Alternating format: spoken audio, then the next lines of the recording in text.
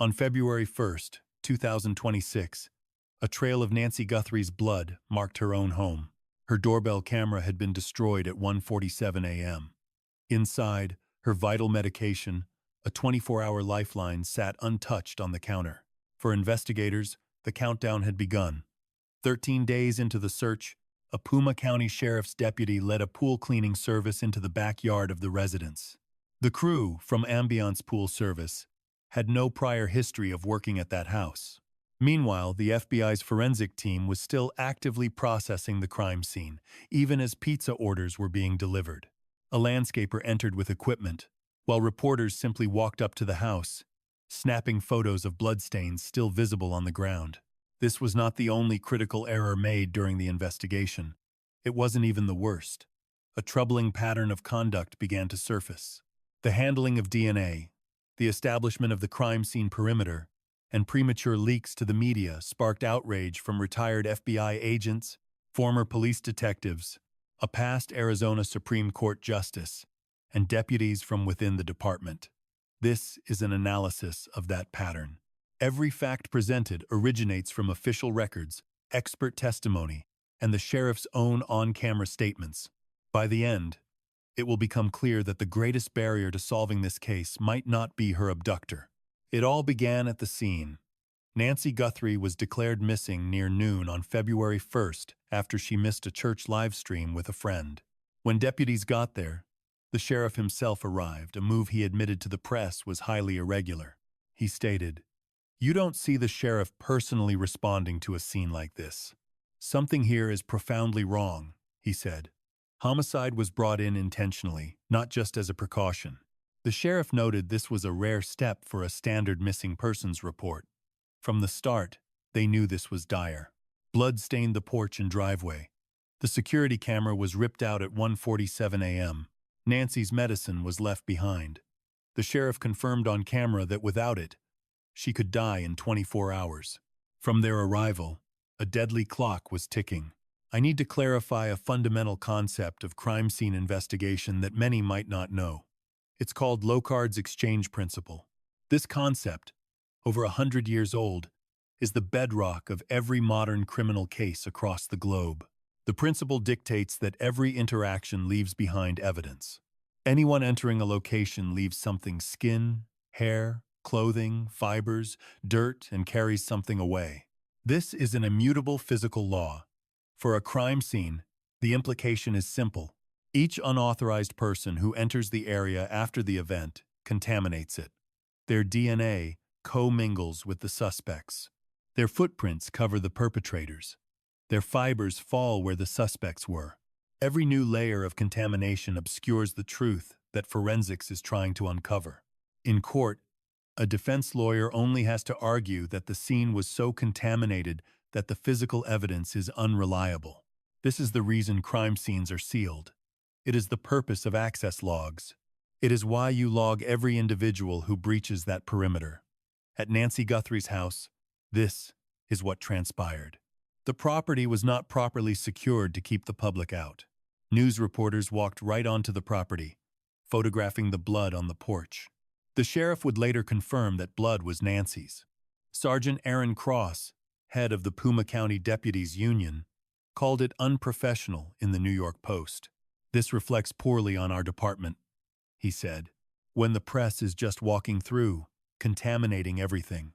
The sheriff stated initial processing took nearly 20 hours before the home was released. Former NYPD detective Michael Alcazar told CNN that investigators likely dropped the ball by releasing the scene so quickly.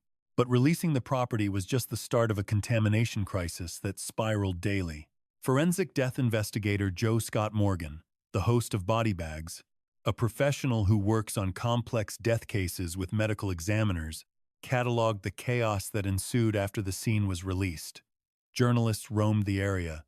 YouTubers were next. A deputy escorted in pool workers. A gardener brought in tools. Someone even delivered a pizza.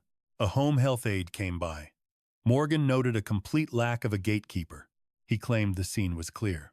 But for a major crime, protocol is absolute.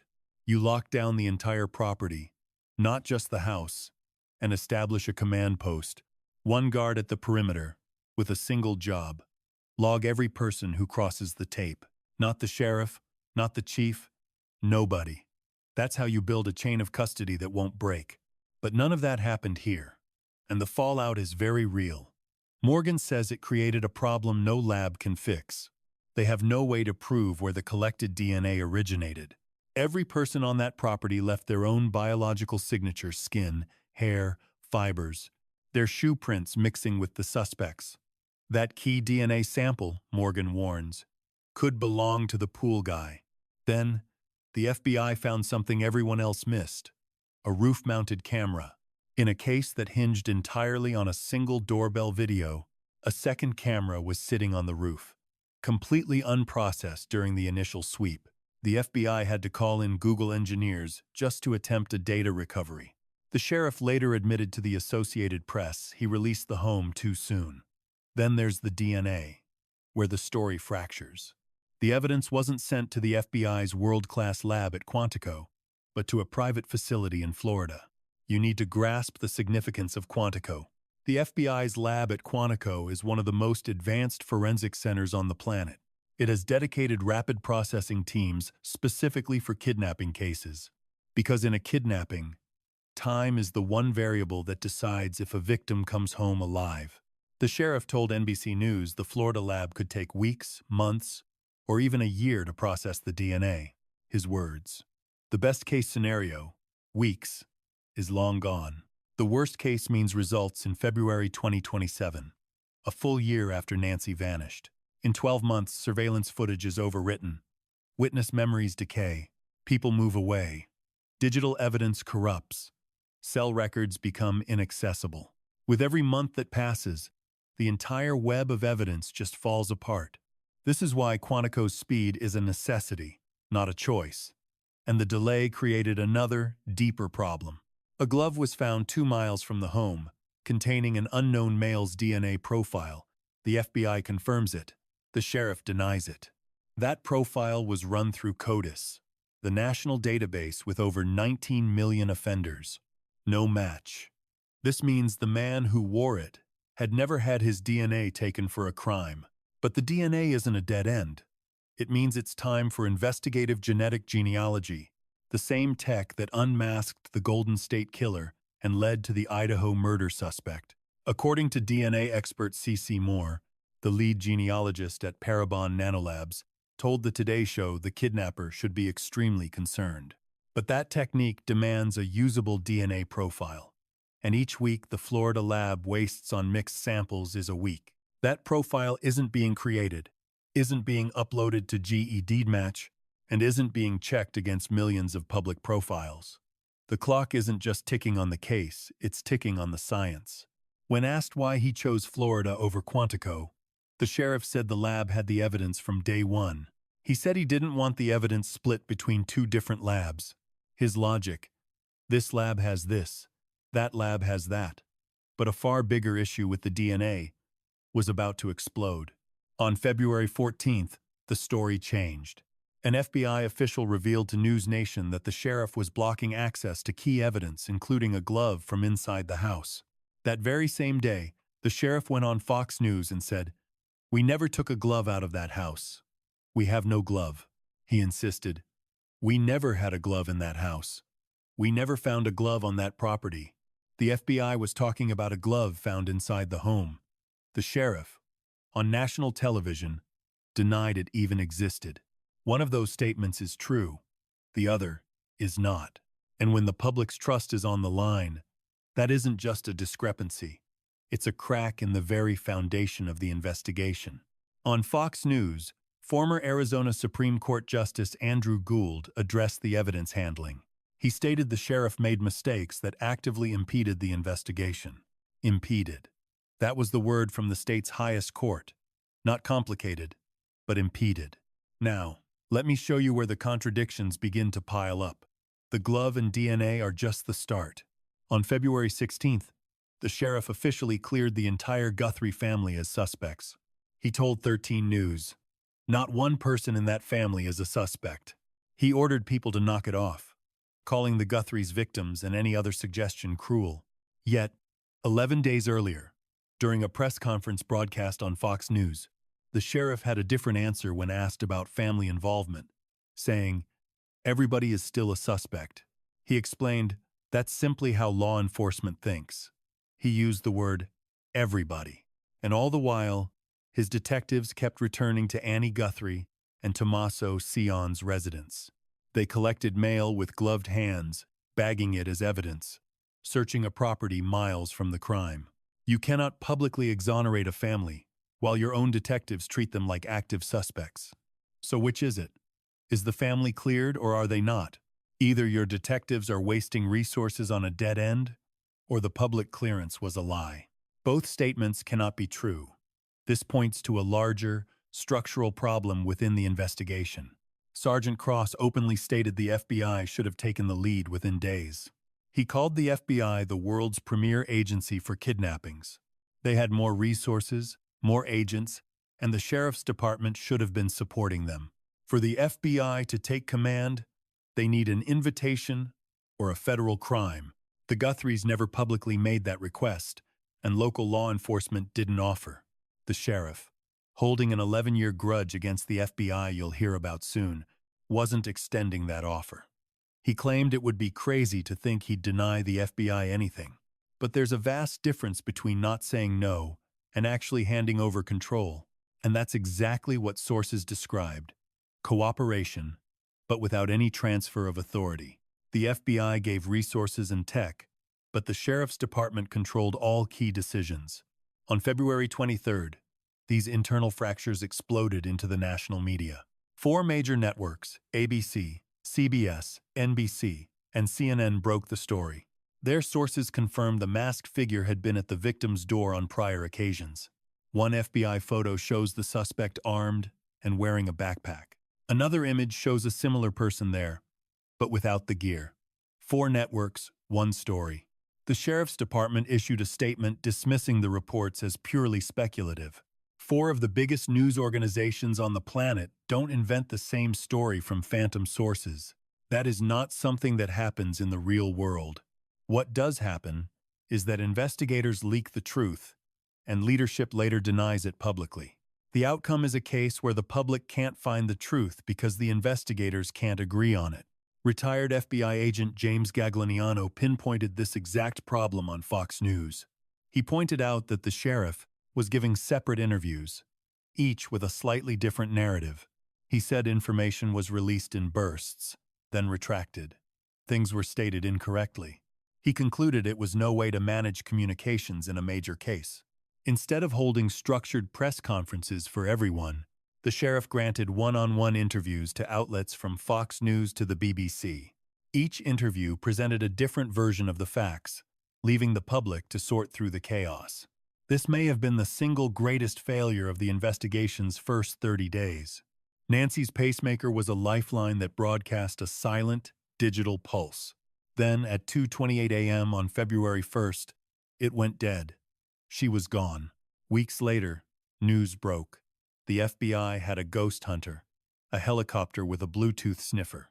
The tech was designed to hear that silent pulse from the sky. The chopper flew a grid pattern over desert washes and desolate homes near Nancy's house. If her pacemaker sent out the faintest signal, the sniffer would pinpoint its location. They needed no warrant for the air, no boots on the ground to raise suspicion. It was a silent, invisible net, precise enough to isolate a single building. This was their one covert chance to find her before her captor knew they were close. But someone talked. The technology was leaked to the press mid-search. The mission was compromised before they could even finish sweeping the grid. Consider the tactical implications of that leak for a moment. You're holding someone. The news says police can track her pacemaker from a helicopter. Your options are suddenly limited. You can try to disable the device, or shield it. A simple box wrapped in aluminum foil could defeat their multi-million-dollar tech. You could move her far away, or you could silence the signal for good. Any move the kidnapper made after that news report was a direct result of the leak. Someone handed the enemy the entire playbook before the game was over. A secret weapon is only a weapon if it stays secret. Gagliano said it himself. He warned they might be giving the bad guys far too much information. He called the media strategy a disaster for an investigation of this magnitude. It's still unknown if the leak was local or federal. Fox News broke the story. Then an FBI official confirmed it to News Nation, compounding the damage. The source was never found. The harm was done. But the physical search had its own flaws. Police drew a 2-mile search radius around Nancy's home for surveillance footage. A couple, Elias and Danielle Strategoulis, lived about 2.5 miles away. Their house sat on a quiet back road called Camino Real. It's a route that masterfully bypasses every main road leading out of town. The exact path someone fleeing a crime at 2:30 in the morning would take. Their camera caught 12 vehicles passing that night. One appeared at 2:36 a.m. Nancy's pacemaker went offline at 2:28 a.m. A reporter clocked the drive. From Nancy's house to that camera, it takes 6 minutes. The timeline was almost perfect. A 2-minute margin of error. Just enough time to pause. To check the mirrors, make sure the street was empty, and then accelerate away. A retired NYPD detective studied that footage. He identified the car as a Kia Soul, a common, forgettable crossover. The kind of vehicle that blends into the shadows at 2:30 in the morning. But the Strategoulis house was outside the official 2-mile canvas zone. No one from law enforcement ever asked them for their footage. They volunteered it. They found the key piece of evidence that investigators never even looked for. Which raises a terrifying question. How many other cameras were never checked? Abduction data suggests Nancy's body would be found 2 to 5 miles from her home. The police canvassed a 2-mile area. They completely missed the zone where the evidence was most likely to be. On February 27th, the sheriff confirmed they were finally widening the search. And then, a new group arrived in Arizona, the Madres Buscadoras de Sonora. These aren't just any volunteers. The Madres Buscadoras are a legendary Mexican search collective, credited with finding over 5,000 missing people. Their expertise is the Sonoran Desert, the exact terrain around Tucson. They understand its secrets. They can read the washes and the arroyos, the places where the earth reveals what it's been hiding. They came to Arizona for one reason: to find Nancy. The sheriff's department refused their help. The official statement claimed volunteers needed to give investigators space, that this was a job for professionals. 5,000 recoveries, unmatched desert knowledge, all at zero cost. And as this expert help was being rejected, the 911 center was collapsing. Between February 1st and the 19th, the department was flooded with over 32,000 calls. Nearly 24,000 were administrative, a staggering jump from under 9,000 the previous year. Tips, opinions, wild theories, and actual emergencies were all jamming the same lines. In those crucial early days, no dedicated tip system was ever established. An FBI line eventually handled over 40,000 tips, but the critical first weeks were gone. Then, reports surfaced about coordination with Mexican authorities. This was vital. With Tucson so close to the border, Nancy could easily have been taken south, but Mexican officials informed reporters that no formal request from the FBI had ever arrived. The American side insisted coordination was happening. The Mexican side said nobody ever called. It was one more contradiction in a case built on them. Now, a piece of history threatens to connect everything. Consider the pattern that's emerging. The private Florida lab, not Quantico. The FBI being kept at a distance. The sheriff's public statements clashing with what FBI sources were saying privately. That pattern has an origin, one that begins 11 years before Nancy Guthrie ever disappeared. In 2015, the FBI launched a probe into the Puma County Sheriff's Department for misusing civil asset forfeiture funds. Civil asset forfeiture is when law enforcement seizes money and property they believe is tied to crime. Those funds are legally restricted to law enforcement purposes like equipment, training, or operations. But what federal investigators found told a different story. Hundreds of thousands in seized funds were redirected for things like awards, banquets, and a $20,000 commercial kitchen for an in-house cafe. That cafe was reportedly operated by the niece of a top department official. Chief Deputy Chris Radke, the sheriff's second in command, was indicted on federal charges for misusing those funds. The indictment was national news, and in 2016, as the investigation continued, Radke, who was now a person of interest in the FBI probe, took his own life. The sheriff at the time was Chris Nanos. He faced no indictment, no charges, but this happened on his watch, and according to people inside the department, it destroyed his relationship with the FBI. During the probe, Nanos gave an interview to KGUN, a local Tucson station. He called the FBI's investigation into his own department garbage, saying he was absolutely upset with the Bureau. He dared the FBI to stand up and admit the entire case was total BS. He wasn't being diplomatic. On camera, his fury was raw and unmistakable. Former Chief Deputy Richard Castigar later told the Daily Mail that Nanos has great disdain for the FBI, holding a grudge from that 2015 investigation. Now, look again at the facts of this case. The DNA sent to a private Florida lab, not the FBI's world-class facility at Quantico. The FBI official telling News Nation the sheriff is blocking their access to key evidence. The sheriff's denial on Fox News. The competing versions of reality emerging from every interview. The search perimeter that was frozen for 26 days. The expert trackers turned away. The pacemaker intelligence released prematurely. The crime scene was released before the FBI could finish processing it. I am not drawing a direct line from 2015 to 2026. I am simply placing two timelines next to each other. The first is an FBI investigation that resulted in an indictment, a suicide, and a sheriff who went on television to call the Bureau's work garbage.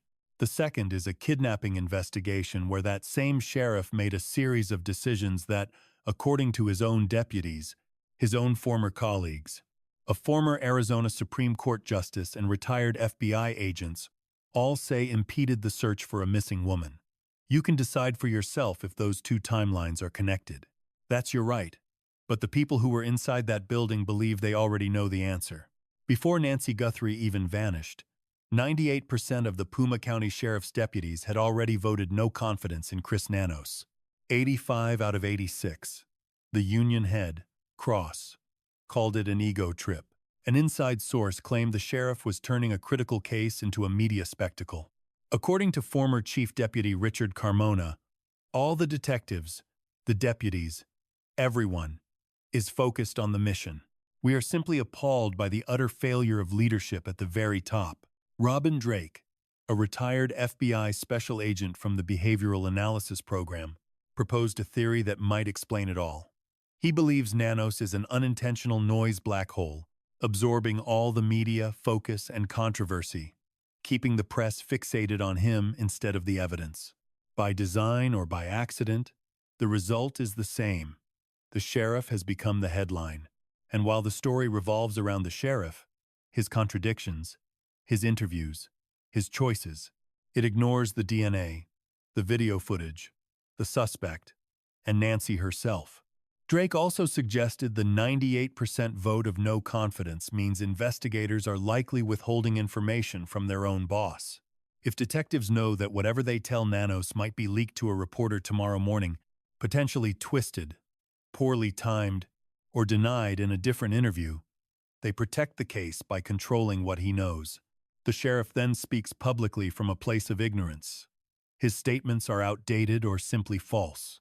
The media reports the conflicting stories, and the real investigation is drowned in static, happening in spite of him, not because of him. The people doing the actual work must be distinguished from this chaos. Detectives scanning 10,000 hours of footage, frame by painstaking frame. FBI agents building family trees from partial DNA profiles. Lab technicians separating contaminated samples. Officers going door to door in the Catalina foothills. These people are doing their jobs under conditions made significantly harder by their own leadership. CNN analyst John Miller asserts this is nowhere near a cold case, and he's right. The forensic power to solve this exists. It is active, and it doesn't rely on the sheriff's press conferences to move forward. The question here isn't times if times it will be solved. It's whether decisions from the top added days, weeks, or even months to the clock. And in a case where the sheriff himself said Nancy could die in 24 hours, where experts believe she was gone within 72. Added time isn't just a concept. It's the difference between finding a person and finding a victim, between a rescue and a recovery, between justice served and justice lost to decaying evidence. On day 3 of this investigation, the sheriff said something I can't get out of my head. He said, "I am not used to everyone hanging on my every word and then holding me accountable." He was telling the truth. He wasn't used to it. He put his political rival on leave right before an election he barely won by 481 votes. He put the union president on leave for carrying a sign that said, "Deputies don't want nanos." 98% of his own force had already voted against his leadership before Nancy Guthrie was a household name. None of that brought this kind of scrutiny. Nancy's disappearance changed the game. Now, the whole country is watching, and they see a man who sent crucial DNA to a private lab instead of the FBI. Who denied a glove existed that the FBI confirms was recovered? Who cleared the family in public while his own detectives were searching their homes? Who on February 5th said everyone was a suspect, then on February 16th called suspecting the family cruel? A man who contradicted 4 news networks in a single press release. Who revealed pacemaker intel before the analysis was complete. Who drew a search area that somehow missed the camera that likely saw the suspect's car. Who turned down 5,000 recoveries worth of specialized desert search teams. Who went on television claiming coordination with Mexico, while Mexican authorities said no one had even called them. Somebody knows something. And the evidence, sitting in labs and stored on servers, captured on cameras that still haven't been reviewed, isn't going anywhere. It waits. The only question is how much time the person who took Nancy gets to prepare. Subscribe to this channel, hit the notification bell, and leave a comment. And tell me if you believe the pattern here is a coincidence or something else entirely. Because the next video is going somewhere nobody sees coming. And when the truth comes out, you'll want to have seen this. The tragic disappearance of Nancy Guthrie is a staggering wake-up call that the sanctuary of home is often more fragile than we dare to admit. Beyond the forensic timelines and encrypted ransom trails lies a profound lesson about the vulnerability of our elders and the silent gaps we leave in our care. Nancy, a fiercely independent woman who raised 3 children alone, lived her final moments in a world of total silence after removing her hearing aids. Her story compels us to look past the bluff of security, realizing that a camera without a subscription or a gate left unlocked is merely an illusion of safety. The most haunting detail isn't the intruder on the porch, but the untouched heart medication left on the kitchen counter. It represents a broken routine and a missed opportunity for protection. We must learn that checking in is not just a courtesy, it is a lifeline. This case challenges us to bridge the 14-hour silences in our own families. True security is not found in Wi-Fi signals or deadbolts, but in the unwavering vigilance we owe to those who once watched over us. Let us be our brother's keeper, ensuring that the shadows never go unnoticed.